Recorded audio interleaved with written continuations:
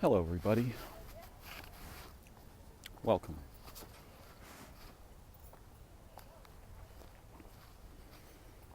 Some of you who've been following me are aware that over about the past month and a half, I've become interested in a very peculiar personality.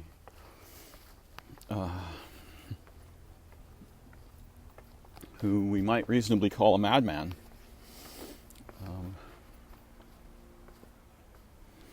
I'm talking about Ammon Hillman.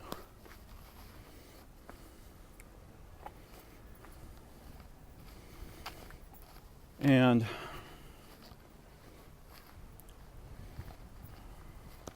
my initial recording about him got more views than basically anything else I've made. And I'm not making videos about him to chase views. Where do ladies want to get to? Oh, we're just trying to figure out time. We're not boss. Oh, okay. Yeah. Like, we wanted to do all Still Lake, but lunch is called. I know. I'm making videos about him because he's going to radically revise our ideas of historical situations that lead to the establishment of democracy in Greece and Rome. The concept of democracy was born in the milieus he has expertly studied, and which very, very few other people have any idea about. And the reason that we have so little knowledge and so little veracity to the knowledge we have, and this is why he's furious. He's pissed that lies have long held the stage where the actual history of the development of what we think of as, quote, the West,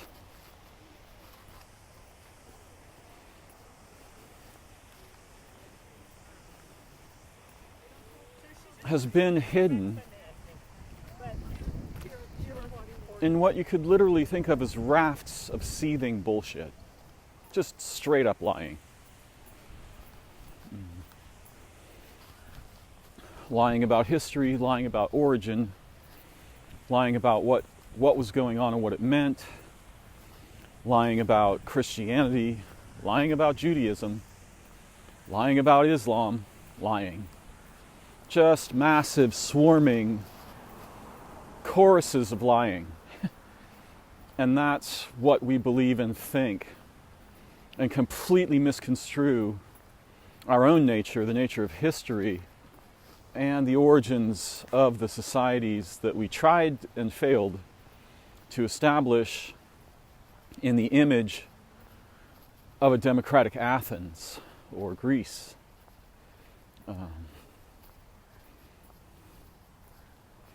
Now, I'm not extremely well educated about these matters, and Hillman has been thoroughly blowing my mind. Yes, I'm aware he's nuts. That kind of doesn't matter. I don't really care. And in fact, the peculiar kind of insanity that afflicts Hillman is recognizable to me. It's the kind that afflicts prophets. It's a manisthai. It's an oracular madness. And when he's talking, anyone who knows, if there are even those who know, what he means when he uses this phrase, Aeonic, right? What he means isn't an idea or a theory. It's not even a book or a literature, though he obviously takes his inspiration directly from primary sources, not secondary sources, not theory. The closest thing we have to the first speech on things. But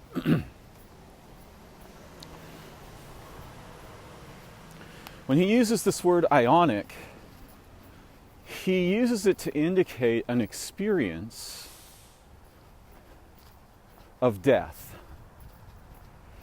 And this doesn't necessarily mean that you die. He also uses it to mean the particular experiences that arise from the Eleusinian mystery rites that he has become aware of through his scholarship in ancient Greek.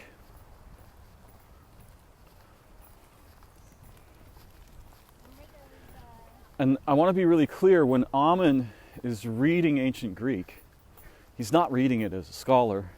He's not merely reading it as a magician either. He's reading it as something we don't even have an idea about. He's reading it as a person who will draw from the fossilized remains of the beings and souls that are in that language the same way fossils are stratified in geological time.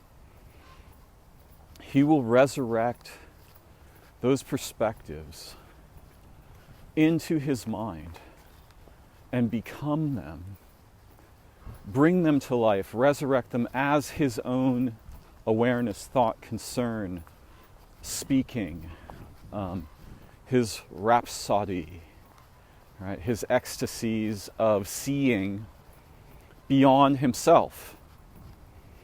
And he will straight up tell you that you don't need the complex kykeon or the theriac, though you could perhaps use them if we could resurrect those rites. These are polypharmaceutical complex substances that are not mere pharmaceuticals the way that we think of them. They come from the bodies of human beings. They're partly comprised of substances produced in specialized situations in human bodies.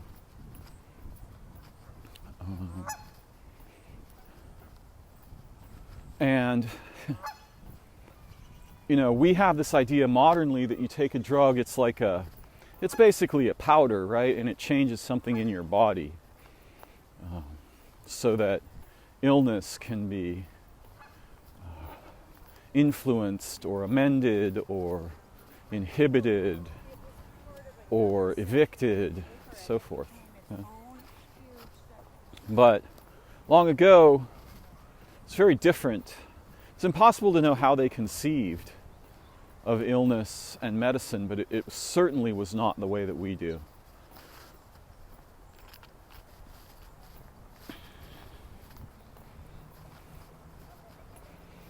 Medicine was rebalancing a sort of a constellation of features in the body and the soul and the history and the future.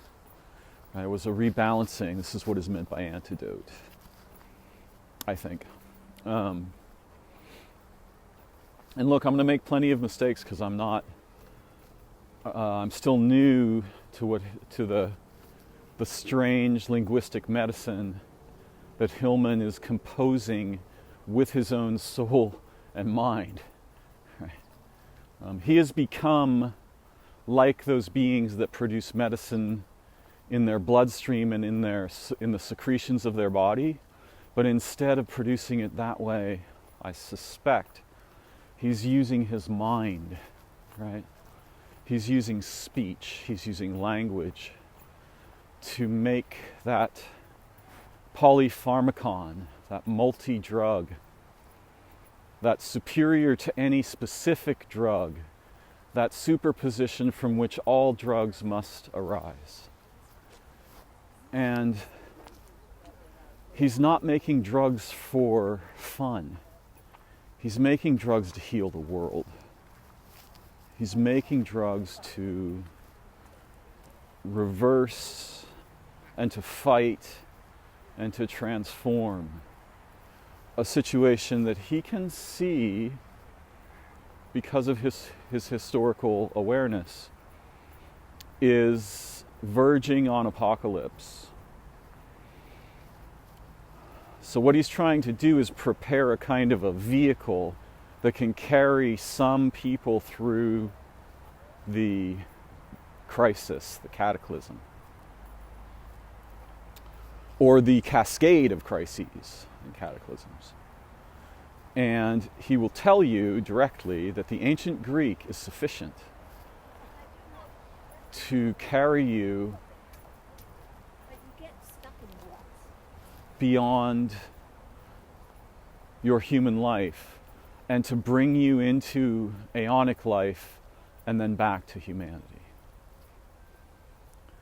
Now, there's so many things to discuss here, but I want to lay out a few foundations. Okay? This stuff comes from what he's referring to when he uses the word Polaskian, by which he means, I think, the originary cultures, the Scythian, probably young horsewomen who were capable of hunting men. They were expert archers. They were lethal archers. Their darts were poisoned and intoxicating. They could paralyze the enemies by just touching them with something. Now, I don't know. I'm drawing my understanding from a broad array of hints that Hillman's given in a fairly large variety of podcasts. His oeuvre is gigantic if you actually look at it. It's huge. But I've been listening recently to Snappy and Neil and Hillman and others on Snappy's Drawing Down the Stars podcasts that are titled Occult Explorations. And here there's a sort of grab bag, a really profound grab bag of amazing little gems that I'm going to try to collect into some essays over time. But I want to talk about the milieu from which Hillman is drawing and what some of the principles of that milieu are. The first is the primacy of the feminine, power of the virginal feminine. And by virginal, we don't just mean the idea that we have in English, right, which means the hymen is intact. It's very complicated. They were actually talking about the drum skins as the hymen of a primordial female god, such as Athena, in a podcast today. And the causing that hymen to vibrate, right, that barrier. The barrier literally between worlds when you think about it, yeah? Between inside and outside, between before and after, between life and death, between waking and sleeping, between hunger and satiation, between eros and antipathy, right? This barrier. Also, they spoke of the skin of the nurse that protects you in the Ionic world.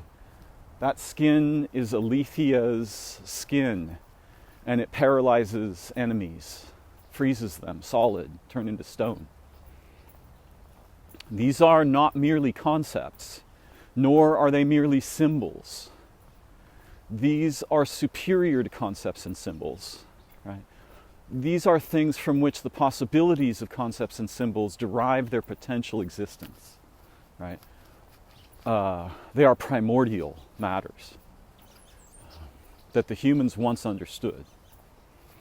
So Ammon is speaking of a place and a time where the Amazons and the witches, the feminine magi, female magi, and the young girls who were trained in the arts of dance, polypharmakoi, murder, hunting, soldiery, right? These women were indomitable. And the cultures of men orbited them, depended on them, relied upon them, could not exist without them. The women were revered. They struck terror into the hearts of men. Men were not seen as superior, but catastrophically inferior.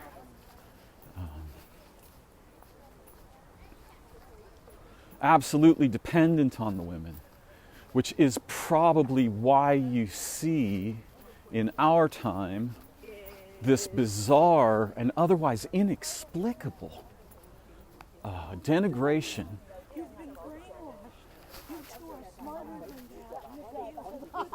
than that. This denigration of the feminine, right? Subjugation of the feminine. That's where the power actually lives. That's where it comes from. That's the origin of the possibility of power. Right? Now, so we have this entirely different world in which specific young women are prepared for a role, a ritual role, a ceremonial role,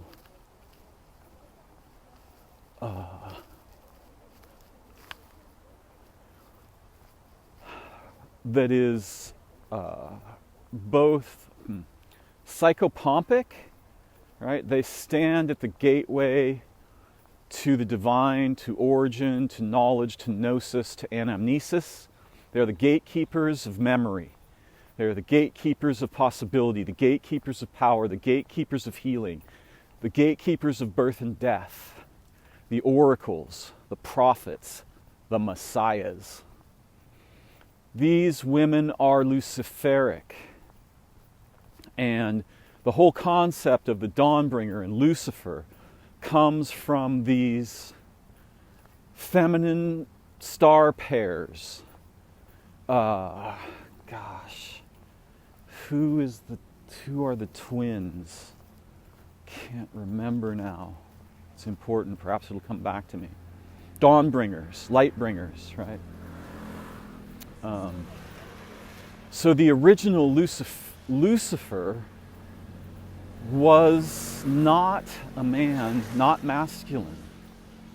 I will find the right name from the ancient texts. It might be Aletheia or the word that leads to Eleusinian.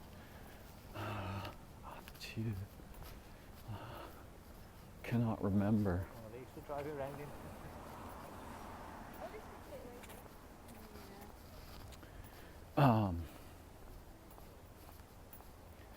They were the dawn stars, which, by the way, are firmly implicated in the enlightenment of both Jesus and the Buddha. The Dawnbringer, right? Venus and or Jupiter, in terms of what's in the sky, right? All right, so there were these. The whole idea of messianism begins with females, not males. Heroes, females. I mean, even in English, there is the onomatopoetic idea that the hero is literally her oh, where she says oh, or she's having an orgasm. Right? It's her orgasm. The man who brings her to orgasm, who brings the earth to orgasm, by the stimulation, not of her sexual urge, of her urges for justice, for beauty, for truth, for rebalancing, for the antidote to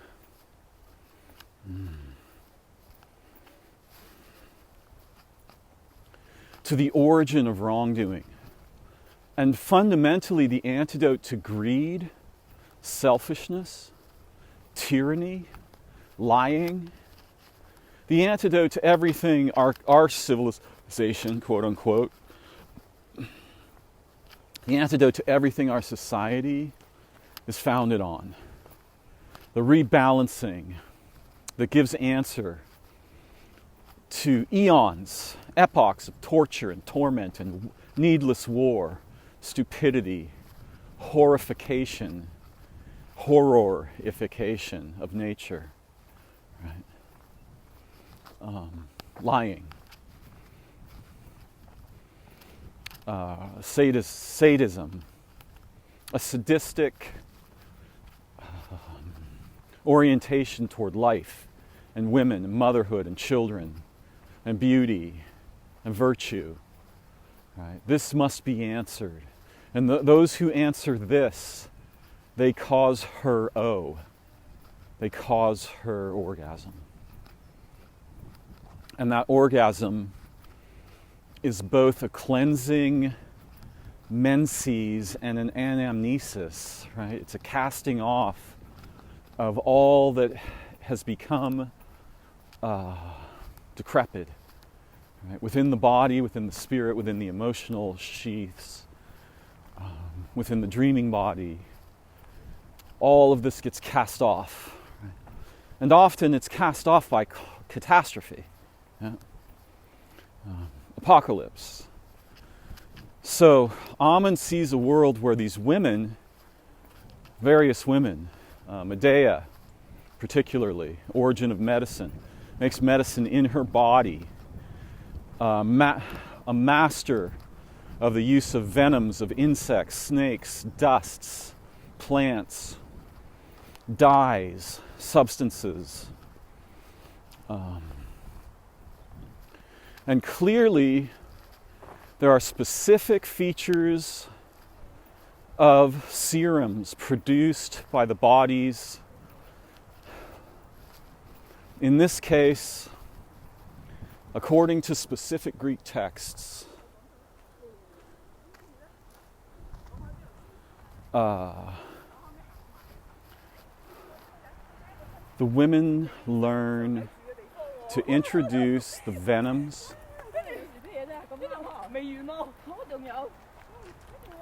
of serpents into their bloodstreams. They make scratches on their skin. They wrap bandages around those scratches that are infused with complex polypharmacopoeia, including venoms of snakes. And they learned this changes their body in ways that their body substances, vaginal secretions, breast secretions, sweat, earwax, spit, mucus, secretions of the anus, all of these things become magically imbued with power, right? And these women are masters of the use of these drugs. They are the original doctors and healers, sorcerers, witches. They are power incarnate, and they are terrifying. They have found locks of hair. Our archaeologists have found locks of hair infused with scopolamine and datura, among other substances. Purple dyes, right? Ammon talks about the burning purple, and also the introduction of various drugs through and around the eyes, nose, and mouth, including clearly substances produced from the human anus, right? From the rectal area in humans. And he specifically cites the use of serums from prepubescent male and female children. This is perhaps the most controversial idea, because he's speaking of substances that have to do or that are emergent from the glands and genitalia of children. of a certain age, right? Of a certain range of ages. And not by killing the children and extracting things from them, though that may have had a role somewhere in there. No, mostly it's serum produced from the breasts of prepubescent girls, the penises of prepubescent boys, perhaps the vaginas and anuses of these young people. Particular substances their bodies naturally produce that are utilized in theriac and kykeon,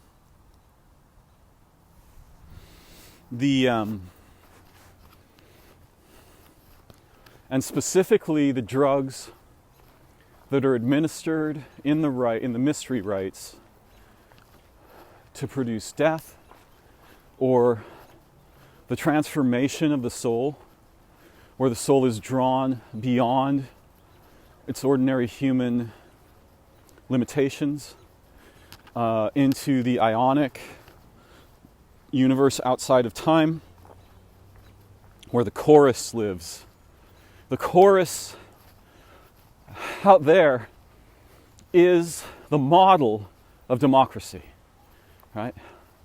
It's the voices of the many dead, the voices of the yet unborn in one voice. It's all voices as one voice, or all voices as a small group of voices, singing Anamnesis, singing the truth, singing justice, singing healing, singing unforgetting, right?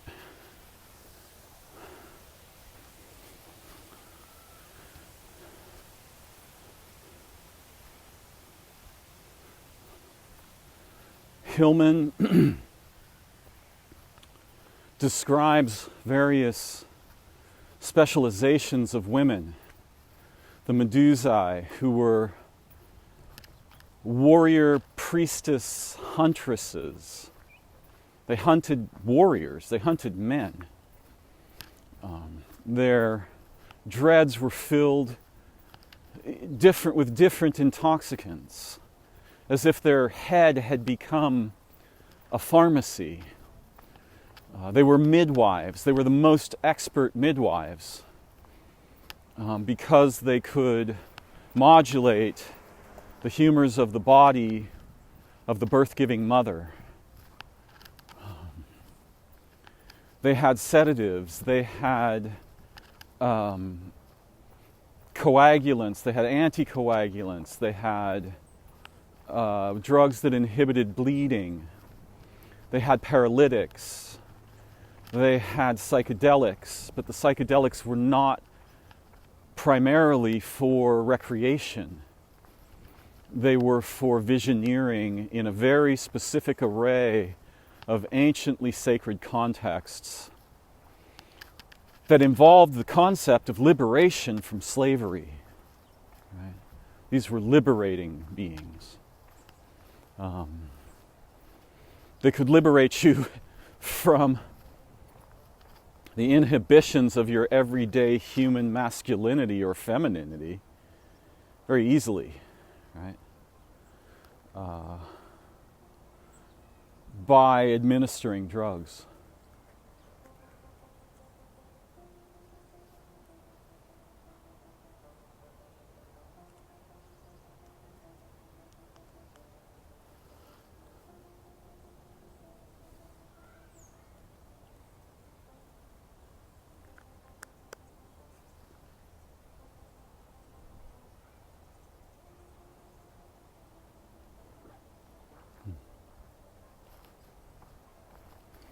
They guarded the temples.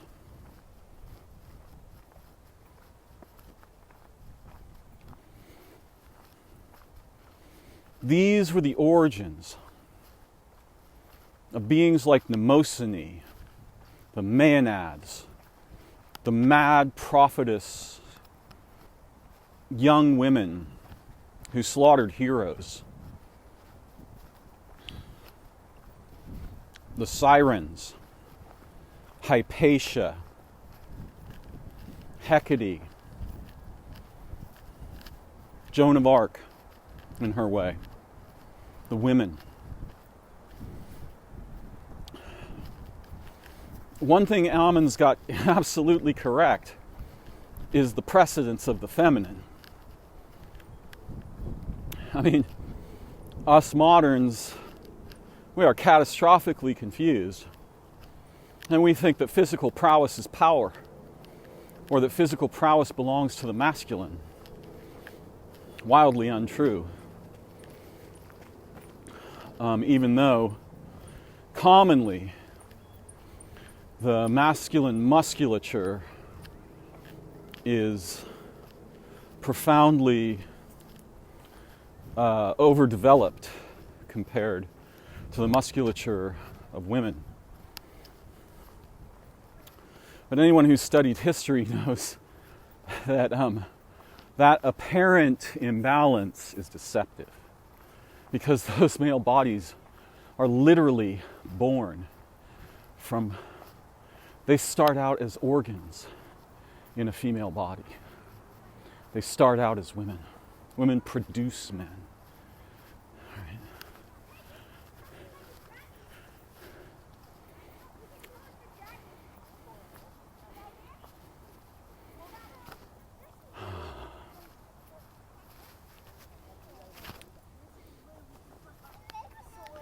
Hillman isn't making this stuff up. It's not theory. He doesn't give a shit about ideas. He doesn't care about them at all.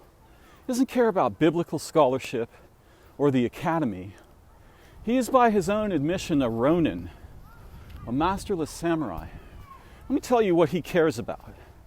He cares about the ancient Greek sources and their capacity to carry as a vehicle the intelligences of the dead and to resurrect them before us. Right?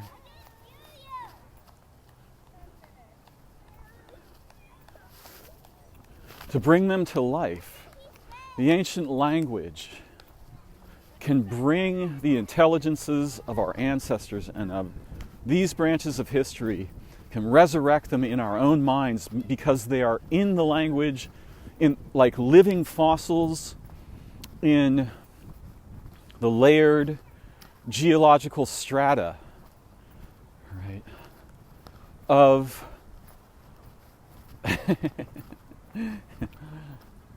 of the mystery of actual history, the living mystery of history. He also knows something that I have long known that is very difficult. You can tell this to modern humans, but they don't usually get it. They won't really understand you. Okay. You can tell them that the minds of the ancients were nothing like ours. They did not see the same things we see. When we look at a tree, or an animal, or a plant, or the sky, or the stars, their minds were not like ours. They weren't merely pre-representational, they were capable of making representations in consciousness. They were capable of having concepts. What they probably weren't capable of, one of the things that makes them unlike us, is that they could not lose their participation into abstract reference with tokens like we do when we say the word tree. And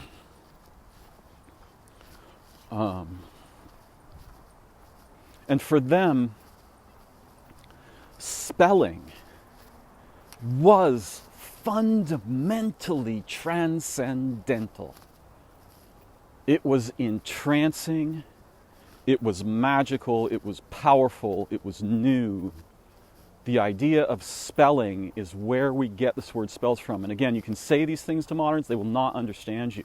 They will hear the words, they will not understand what you're saying. They will not have the realization, oh, you mean S-E-A. The ocean starts with a snake. It begins with a snake that cuts through the chaos, leading to the energetic emergence of firstness in the Aleph,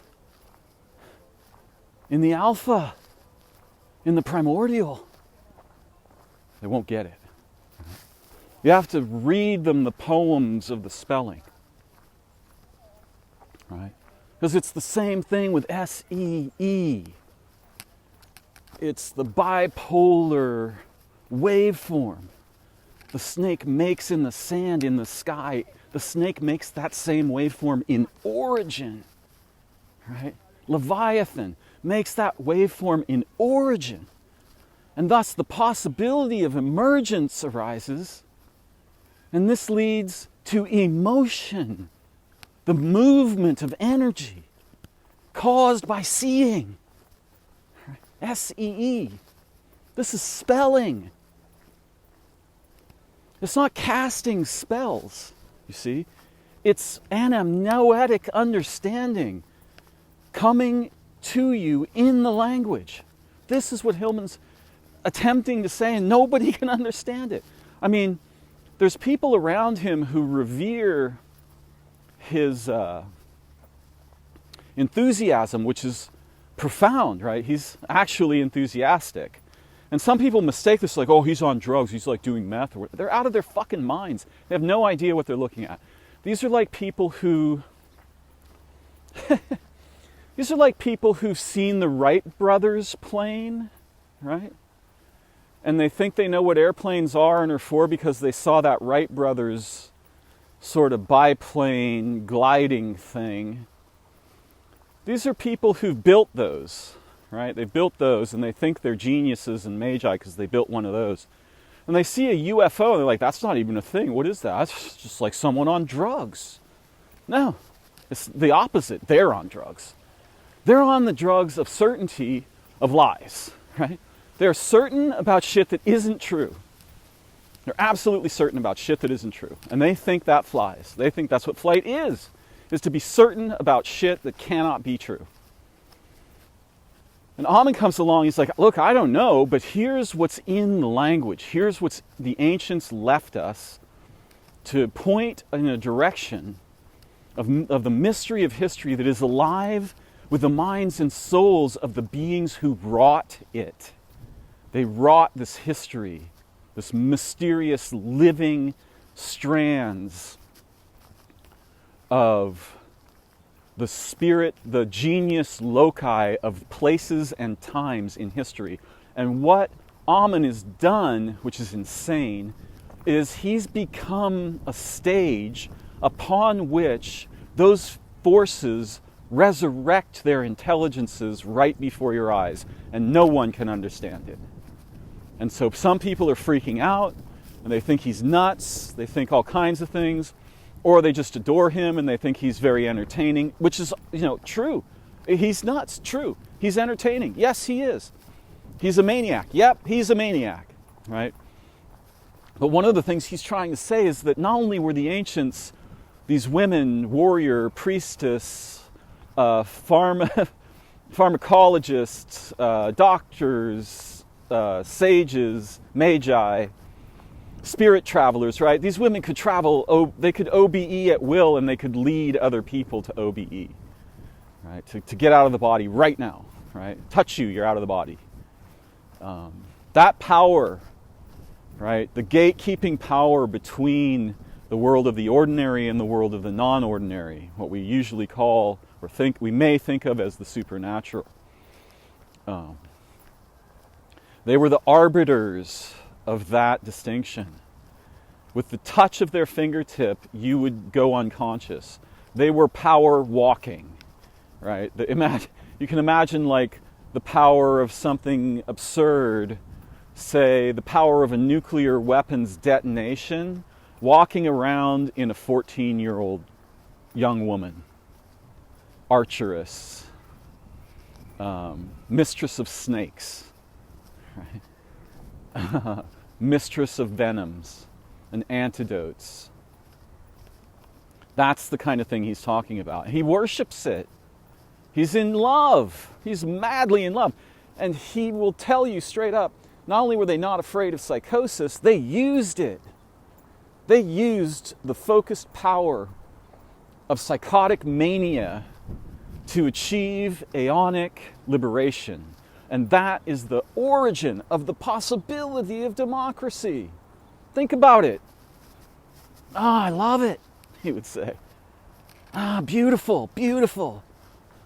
Right?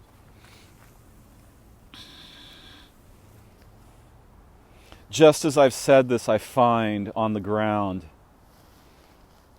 the dried body of a newt. Yeah. The dried body of a newt. I find it. Magic. Sign of magic. Little worm. Almost a snake. All right? And it wasn't just the snakes that had venoms. It was mollusks. It was mucus. Mycenia, literally named after the mushroom, that slime on the mushroom. Right? They knew about all these matters. They understood the linkage between lubrication and psychedelia. Lubrication and orgasm, lubrication and power, lubris, lubricia. So many things to learn here. Such amazing mystery. And by that I mean history. When Hillman says history it's not a fucking story. It's not a story, bruh. It's a question. It's a question you bring to life. You bring the question to life like an angel in your soul. And you chase the light of that question until the answers are resurrected in your own body, in the substance of you. He might say, if he were bold enough. I mean, one of the great things about him is that he does hold back. But he's incredibly bold. He doesn't give a shit about anything that anyone's going to think. And he also has an incredible disdain for commercial behavior. Right? Anybody who's making money, writing books, blah, blah, blah, doesn't give a shit about those people. And in fact, he will straight up tell you that that is what keeps the lying, the layers of abject bullshit history in place, is all these people who write books and have academic careers to protect and want to maintain their authority and their position, and he despises these people. He loves to piss them off. He's like, nothing's better than pissing those people off. That's his favorite fucking pastime. And it's because when he began to discover these features of ancient life, probably particularly in the works of Galen, which nearly nobody paid any attention to, and he wrote about them in his dissertation, his advisors said, yeah, well, you got to take out all that stuff about drugs. like, wait a minute, what? Why? Oh, well, because the Romans wouldn't have done that. And you got to try to imagine his brain exploding in his head when he hears this. Absolutely just losing his shit. Because he's just been reading exactly about what the ancients were specifically doing, fascinated by, motivated by, interested in. The origins of the possibility of the university, the origins of the possibility of democracy, came from the use of drugs. And these people are saying, well, yeah, those the archaic virtue of the ancients couldn't have sustained contact with this kind of intoxicatory, revelatory, sexual, provocative partying. Meanwhile, he knows exactly the opposite is true. He knows it. He doesn't know it from thinking or supposition or theory. He knows it from having read thousands of pages of ancient Greek. And you can say, well, he's just reading one guy and he's kind of transferring. Yeah, except there's 19 guys. Right? Yeah, sure, he reads a lot of Galen and Nonus and stuff. Yes. But Aeschylus and 15 other ancient fragments, all kinds of shit. So the chances that he's confused and the scholars have it right, pretty much zero. Nobody's read what he's read. And he's not the kind of guy, he does have an agenda, right? It's true, he has an agenda. He might claim he doesn't, but he does. His agenda is to obliterate the lying bullshit of the academy, the Bible scholars, religious scholars, and so forth, all of whom are attempting to preserve a lie as the central narrative of the history of religion and Western thought, philosophy, so forth. Right? All this stuff begins with the mystery religions, the mysteries, the Eleusinian mysteries, and the rite or the rites where the female psychopomp administers a polyintoxicant that effectively kills you. And then before you actually physically die, she resurrects you with an antidote. So that you return to life unafraid of death and knowing the secrets of being and origin and anamnesis, and you become the living representative, the living enaction of those virtues here on earth. The blindness of the statue of justice, right, is what is represented here. Ionic Clearsight, perfect Ionic Clearsight. Imagine that, I once had the intuition that an angel is a being that never moves. It never moves. And since it never moves, all movement is relative to it. And since all movement is relative to it, all of movement is its body. All of movement is its mind. All of movement is its memory. It causes all of movement by a form of multidimensional absolute stillness. A stillness that becomes more absolute in more dimensions each moment. Right? A burgeoning stillness. Exploding. Recursively self-generating stillnesses within the angel. Now imagine that your mind is drawn up from your body into origin,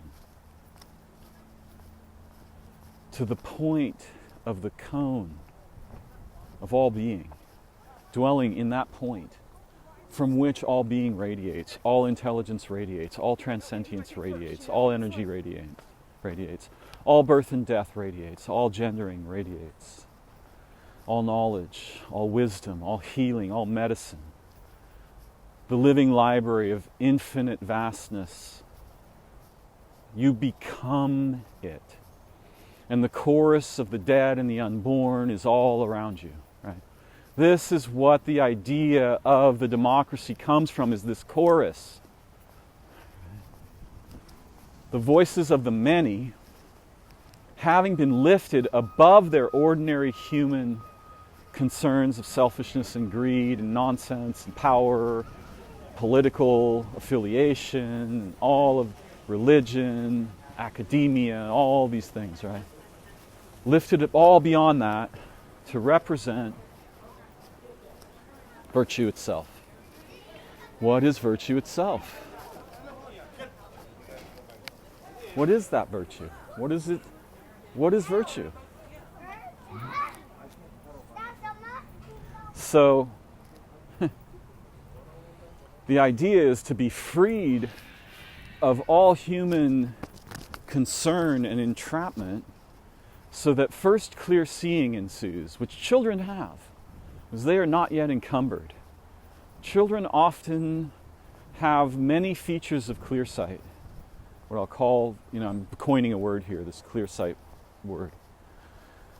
So do mothers, though, because mothers are seeing for their children, and some fathers too, and some grandmothers and some grandfathers. They're seeing for the children, for the sake of the children. When you see for the sake of the children, when you see for the sake of the mothers, the grandmothers, the unborn mothers, the future mothers, then you will see clearly, much clearer in any case.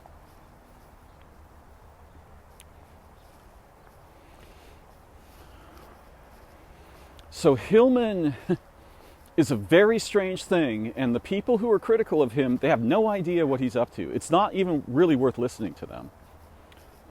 If you want academic knowledge, if you want conceptual knowledge, then you can go ahead and listen to those people, because that's what their game is. That's what they're there for, right? They're there for that. Hillman is not there for that. Hillman is there to act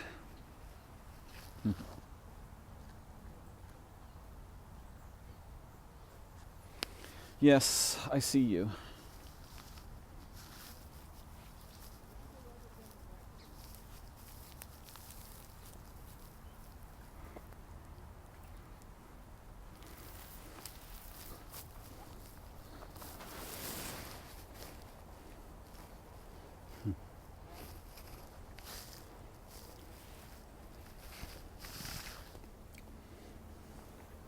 Again, these people are going to have no idea what Hillman is or what he's up to, what he's doing, what his goals are.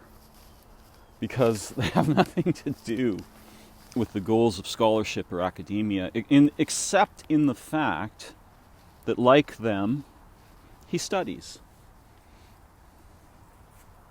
They think, oh, he studies, we study, therefore we're supposed to be the same bird, he's supposed to act like we do. No. Wildly untrue. Hillman would say, no, you've got this backwards. You are not supposed to act like you're acting. You guys are lying. You're preserving a broad system of narratological bullshittery that has been dominating the academy and civilization and is about to be obliterated by justice. That's what he thinks. And he may be right. I mean, it's hard to imagine that he's not got that right. It's just a matter of like, well, how much time before the obliteration happens?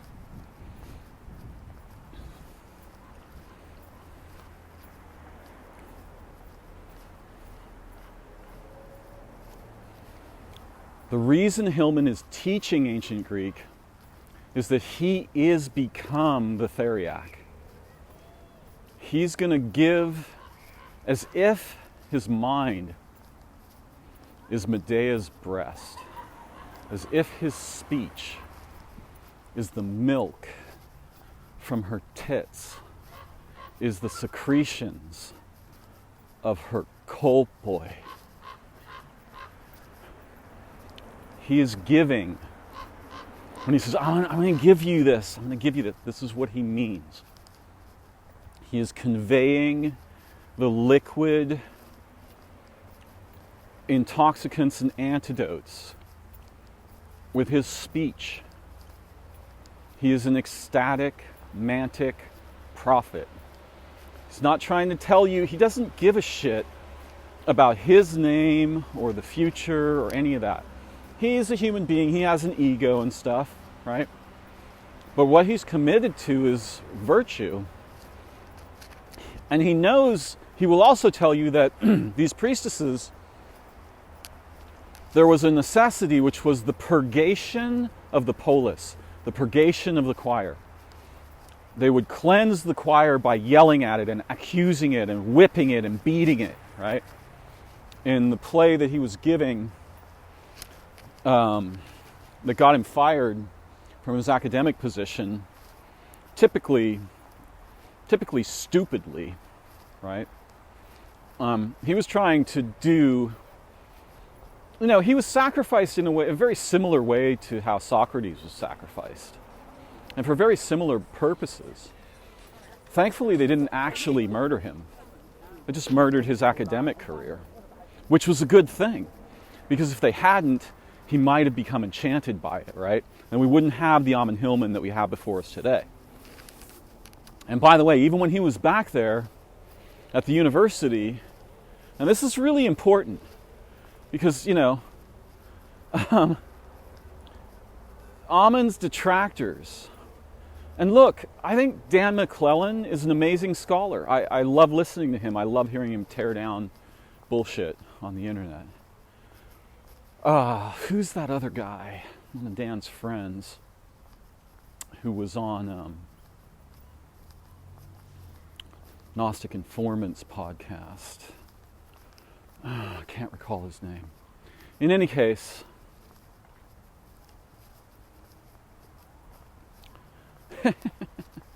these guys, they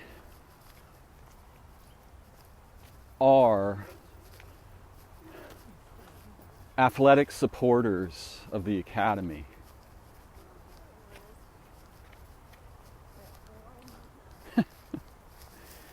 What Hillman was doing. Okay, here's the thing. Did Dan McClellan ever clean the toilets at his university? Just, ask him sometime. Were you willing to go in there and clean the toilets? Yeah.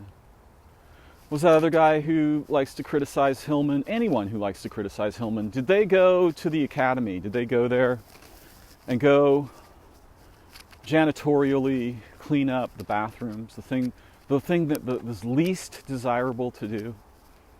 To work in the stink, in the mess that nobody wants to touch, right?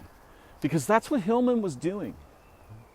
He wasn't just teaching ancient Greek to a fascinated and aroused student body. He was cleaning the toilets himself at night. He was willing to do the things that nobody would do. He believed in the possibility of education in a way that was maniacal and brilliant. So those guys didn't clean the toilets. They just sat up at the podium, prospering from the attention of the masses and infecting the masses with the well-articulated narratives that the lying layers of historical narrative depend on for their survival, for their reproduction, for their contagion, for their sustenance, like dead churches whose pillars are falsehoods. Anyone who believes in virtue wants truth. So what they're going to want to do is if we got a narrative about history or ancient peoples or the origins of religions or even language or technology, then we want the best stuff we can get. What we don't want is to go to fucking the mall and buy some off-the-shelf composite conglomerate bullshit that prevails not because it has veritas or gravitas. Actually, it has gravitas, not because it's veritable, It has no veracity. It prevails because it mimics veracity skillfully enough to be hyper-contagious and thus be preserved above all truth. Right? It's the difference between porn and the first kiss of romance. Right? This is the difference. And weirdly, I can't speak for Ammon, but what he's saying is that historical, intellectual, philosophical, and religious pornography is detestable. He hates it. He wants to be a living knife that cuts through it. And he is the avatar of those feminine intelligences. They are alive in him. When he was making the play Medea, he was teaching the actors how to purge the audience, right, using this alabastrum. But also he had this riding crop, and the lead actress, who was brilliant, he knew that she needed to know what exactly had been going on back in the day. So he basically got down on stage and had her whip him. Now, you can think anything you like about that. You can think like he's perverted, right? He's enacting his erotic fantasies with his students. You could think, strains of Don't Stand So Close by the Police, right? And you might not be entirely wrong with those thoughts, but let me tell you what's actually going on, because it isn't fucking that, right? That's the puerile interpretation. What's actually going on is magical. He is partly invoking the ancients, bringing them back to life, resurrecting them. When he puts that crop in the hand of the actress who will play Medea, he wants her to physically know what it was like to be Medea. And he wants to be subjugated. He's willing to serve that intelligence. He trusts that intelligence. When she strikes him with that crop, it's ringing a historical bell that rises up through the fucking epochs and lands in her heart and comes to life. She will be transformed forever. He will be transformed forever. This is what he means by history and mystery, not bullshit narratives written 12,000 times and reproduced over and over again.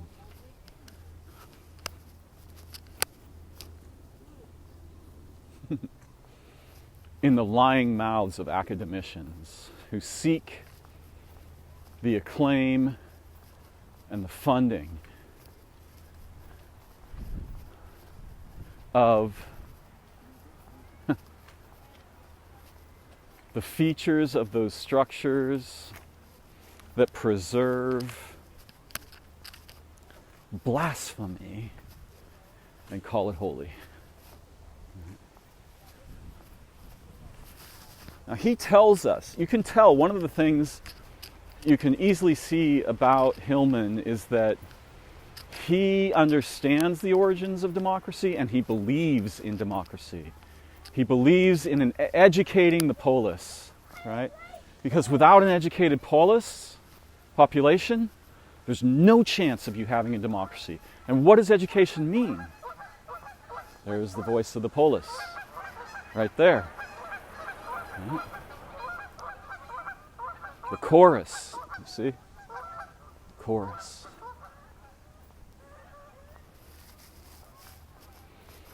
What does education mean? Well, it partly means having seen beyond all systems, all politics, all narratives, all stories, all greed, all structures that attract mundane human concern and action, awareness. He is the opposite of a thrisp, right? He is the opposite of a dead process, Hillman, a dead process that captures whole cohorts of humans and then goes about enacting atrocity and claiming it to be virtuous. Google, Twitter, Facebook, Instagram, Pinterest, TikTok, all this shit. YouTube. He's the opposite. Yeah, I get that YouTube brings you the video that you're listening to right now.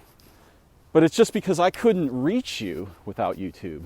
How would you find me? Like, maybe if I wrote a book or something, you could find me. Maybe. But yeah, he's like cutting through the fucking mauldom of the academia and the university, which is the absolute abomination of that is staggering. That's the place where you're supposed to go to gain the capacity for anamnesis, for insight, for wonder, for awe, for participatory exaltation beyond everything you've been crammed into as a human being. You are so much more than the dried husk of the humanity you've been sold. And Ammon wants to bring that lubricant, that hallucinogenic, intoxicating, exalting lubricant back into your spirit and revive you from the wrong kind of death, right? You can see that human culture is the malignant opposite of the death-inducing intoxicants that the oracular priest women would introduce into your mouth and your eyes and your orifices and your bloodstream, right? That communion which would reawaken you. This is the opposite kind of a death, right? Where we're given false intoxicants, counterfeit drugs that aren't real, and rites that aren't real. The march of politics, the march of monotheism, the march of the fucking academy. Peer review itself isn't a bad idea in science, but the implementation of the journals as a money-making proposition poisoned science. Right? Fake intoxicants, bullshit, lying. The preservation of false gatekeepers between us and discovery, anamnesis, recognition, remembering. So Ammon is, he's a human hypodermic needle. He's, except that he's divinely encompassed, right? The Muses sit around this man as if in an amphitheater, casting lightning bolts into his heart, right? And causing him spasmodically to emit the nectar that resurrects the Muses in his listeners. Us moderns, we think, oh yeah, the Muses, what does that even mean? Okay, well, you go to the museum, right? What is that for you? Don't you realize there's a living version of that? There's a living version that's not about exhibits. The museum is where the Muses are gathered to adore, to enthuse, to catalyze, to inspire the most profound of the beauties of the arts and the sciences. The true arts and sciences. Music, poetry, oration, lovemaking, origin, anamnesis. The Muses are gathered around and they are dancing. And their dance inspires the beings who listen to them. The children and the young adults and the elderly people who make art and who make art truly in their soul. The best of them are never known by humans because their art is not consumed by humans. It's consumed by angels. The angels gather around their art in awe and say, ah, yes, this is worth it. Finally, a being has done something so beautiful that it will live and become immortal, not among the humans, in the body of origin. This is what Hillman's talking about. You see, Hillman hasn't read about Ionic life. Any scholar could read about Ionic life and have ideas. That's not what's going on at all. Hillman died. He died. Right? He's seen the Ionic. And I know because I have also seen it. I know the Muses are real because they gather around me when I make. And I don't make for my sake, I make for theirs.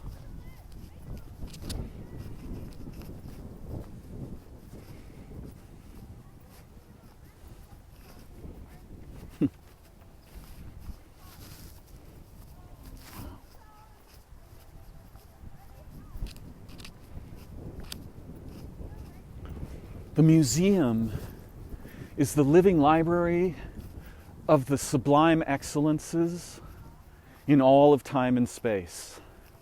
And it is alive. There are no dead exhibits, there are no frames, there are no signatures. It is a gift, it is the origin of inspiration to beings all throughout time-space.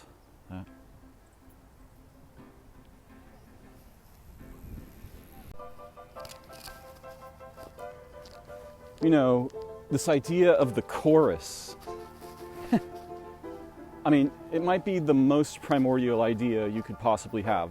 Okay, look, it's not as if there's a list of primordial ideas and one's at the top.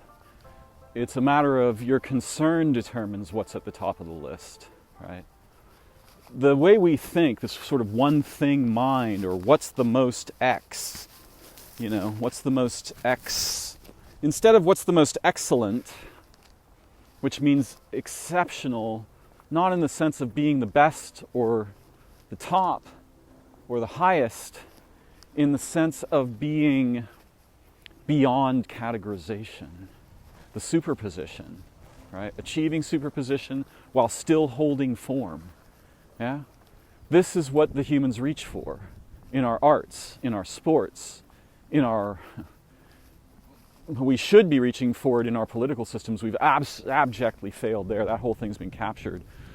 Our societal systems. And Hillman wants a resurrection of arete, of excellence, in human social milieu, right? Milieus, contexts. He wants that. He's starving for it because the Muses want that, the mothers want that, the grandmothers want that. Everybody wants that, right? That's the thing everybody wants. Every child is born in some way aching to reform the monumental, malignant lies of the cultures that presently exist. No culture was ever perfect. But similarly, no culture that's ever existed before us had the absolute potential for 19 kinds of perfection per minute just being just ruinated by greed and commerce and power and the preservation of lies and so forth, right? We're like swimming in... Okay, socio-relationally, we are like, our species has become like organisms that live in a sewage dump, that radioactive and fucking commercial waste is globbed into, you know, 1 billion times per picosecond by every... You know, when Zappa wrote that song, that has the lyrics, it's the slime oozing out of your TV set. Right? That's what he was talking about. That ideological sewage, the informational sewage that we, like some kind of disgusting, yet, half holy annelid, some worm, we're like squirming around in this stuff. If only we were as good as worms and we could compost it into something beneficial to life. But that's not what's happening. What's happening is the opposite. Life is being ground up and spit out in dead histories, dead futures, dead mothers, dead children. It's just being ruined for the sake of fictions, lies, corporations, political systems that suck, that literally suck, right? They're literally vampiric. They eat children and spit out the dead remains and build their palaces of power on the graveyards of the forgotten and the enslaved. And that just has to fucking stop, right? Hillman hates that stuff. He's not a pervert. He wants a revision to the foundations of power, just like every child wants. And when we're children, we direct our urges for virtue and truth, aletheia. We direct them primarily at our parents and the school system, because those are the first authorities we encounter. And it's not misguided, it's natural, but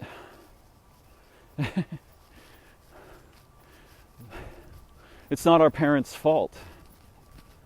Though they should dip themselves in the resurrecting virtue of anamnesis and dreaming and excellence, and wash clean their histories and narratives and thoughts and biases and opinions and perspectives and concepts and namings. They should have that resurrection, and the child knows, if not consciously, subconsciously, that they are the vehicle of that. They have come fresh from origin to remind the adults, to anamnoeticize them, to anamnoicize them, to cleanse them of the lies and the lethal allegiances that the adults have in them, like hooks, right? Like hooks that penetrate their skin.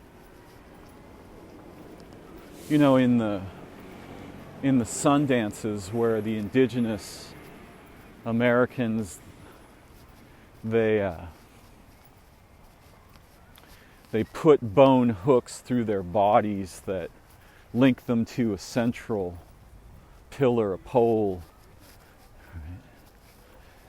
That's that kind of cleansing that reminds them of origin. That's the purgation that Hillman is talking about as a necessity for the possibility of democracy. You can't have democracy with an uneducated polis. You can't have democracy with an unpurged polis. You have to have deep and profound education and purging, right? Cleansing, not murder, not the kind of cleansing that we associate with. I don't know what he would suggest, but he doesn't seem to me to be, the kind of a prophet that's like, yeah, let blood fill the gutters, let's purge ourselves of all of these seething, lying, politically greedy, I'm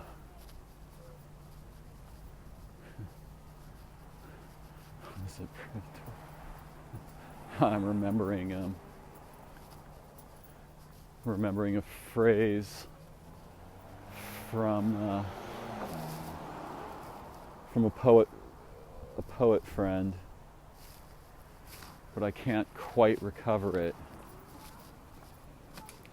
Yeah, Hillman. I don't think Hillman's suggesting any kind of, genocidal cleansing. I don't think so. I don't know his mind. Maybe he realizes that in cataclysm, in the resurrections that the cataclysm brings, there are naturally, tyrants are destroyed, right? He talks a lot about this and how the current situation lends itself to the historical resemblance and echo that established tyrants over Athens and Greece, and before that, in other places, the Pelasgian situation perhaps, and how these tyrants were eventually destroyed, right? He does talk some about that. But I don't know what his mind is. What I'm trying to say, however, is that the purgation is a part of the rite that he speaks of, this mystery rite whereby one is devastated by the wise gnosis, the nectars of gnosis in the women, the oracles, priestesses, the magi, women that bring you to the edge of death, cause you there to hover, and then resurrect you so that you are liberated, and now you represent the chorus, right? The many voices, the one voice comprised of the many voices. And the thing that connects the voices is virtuous concern, virtuous historical memory, virtuous medicinal knowledge, virtuous intellect, virtuous poesis, virtuous rhapsody. These are the things, these are the features of existence that are valuable and worth protecting and preserving. This is what Ammon is concerned about. People think that because he talks about things that they find disgusting or perverse or anathema, right, that he is the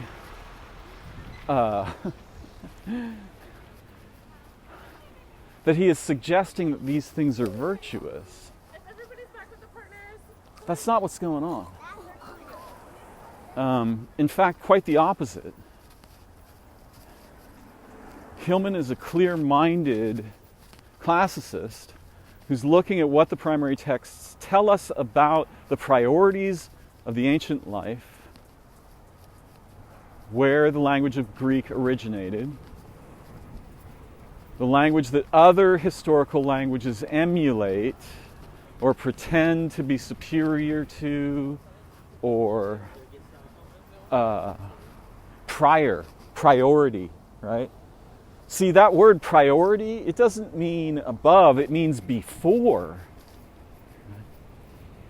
So for example, he mocks the people, perhaps somewhat confusedly, but at the same time in a valid way, he mocks the people that celebrate Hebrew, because he's like, look, you're talking about a language that had 8,000 distinct terms at the time some kind of an Old Testament was composed. Like in the Old Testament, in the Torah, there's 8,000 unique words.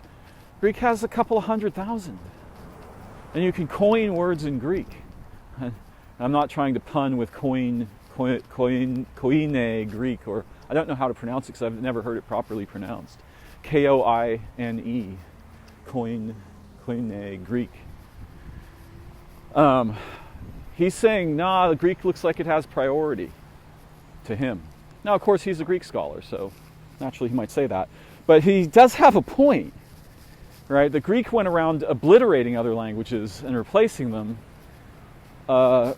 in a way that resembles the tragic capacity of English to destroy languages in our present time.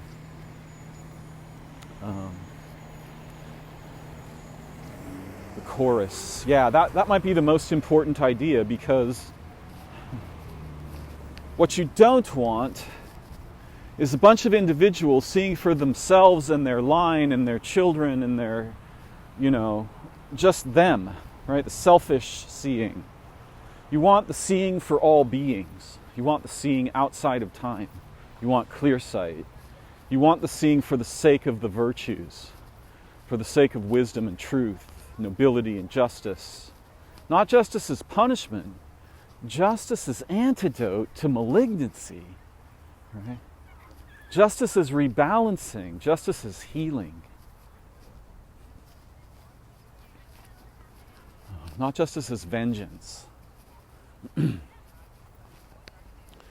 So, Hillman's going to go on being wildly misunderstood. And I'm not claiming that, history is going to remember him. Who knows? Perhaps his voice will be completely lost. I don't think Hillman himself cares about that. What he's concerned with is wonder and virtue and anamnesis, like true remembering, resurrection, clearsight, and particularly the resurrection of the intelligences and the geniuses, the prodigies that lived in the ancient world, in the women and the children, the grandmothers, the Medusae, Medea, Hecate, Hypatia. He's a meta-feminist. You don't hear him singing the praises of men. He is constantly singing the praises of women. He's in love with them. He adores them. He is their protector. He speaks for them. It's not Hillman up there speaking. The Muses surround him and rack him with their whips, and he, thus enthused, enlightens us. It's beautiful. I love it. Beautiful, gorgeous. Thank you for joining me. So glad to have this time together and to clarify why I am interested in Hillman's mania. Much love to you and yours. May we pull the veils from our sleeping eyes and achieve the blindness that leads to virtue and wonder, anamnesis and awe together, with and for each other, and the history and future of all beings. Take a moment to like or share my video, please. Comment, ask a question, say hello. I look forward to learning together again very soon. Bye-bye for now.